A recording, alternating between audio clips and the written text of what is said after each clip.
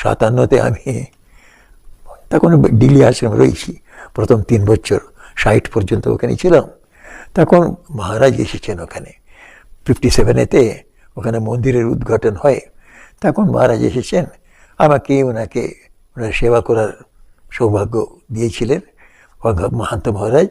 আমি মহারাজের সেবা করতে করতে ওনাকে বললাম একদিন, মহারাজ আমার একটা অ্যালার্ম ঘড়ি দরকার, না আমার রুমে অ্যালার্ম ঘড়ি একটা আছে, কিন্তু পূজারি মহারাজ ইউজ করে, ওর যেমন উঠতে হবে ওরকম অ্যালার্ম লাগায়, কিন্তু আমার অন্য সময়ে উঠতে আবার ইচ্ছে করে, সেই জন্য একটা অ্যালার্ম ঘড়ির দরকার।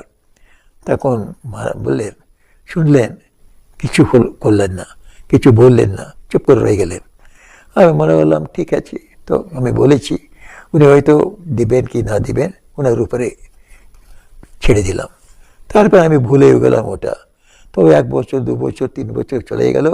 তখন দিল্লি থেকে আমাকে বেলুর মঠে ট্রেনিং সেন্টারে আসতে হলো 1961-62-তে। তখন মঠেতে আছি আমি ট্রেনিং সেন্টারে, তখন মহারাজও মঠেতে এসেছেন। একদিন দেখছি ওনার ঘরের মধ্যে একটা অ্যালার্ম ঘড়ি আছে এক্সট্রা। তারপরে আমি দেখলাম, মহারাজ এই অ্যালার্ম ঘড়ি কার? এটা মহারাজ আস্তে আস্তে বলছেন, এটা তোমার ঘড়ি। আমি বললাম, আমার ঘড়ি? আমার তো কোনো ঘড়ি তো নেই। তো কেন? তুমি তো 4 বছরের আগে আমার কাছে চেয়েছিলে না দিল্লিতে? তো তো তখন তো আমি তোমাকে দিতে পারলাম না, কেননা তুমি দিল্লি আশ্রমে ছিলে। দিল্লি আশ্রমের মহন্ত ওখানে, উনি তো তোমাদের যা যা চাই দেন।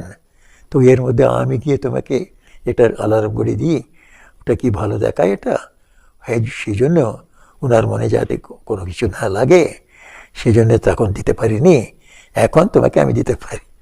কি আশ্চর্য! আমার বাবার মতন এরকম একটা প্রেম এখনো ভাবলে আমার চোখে জল এসে যায়।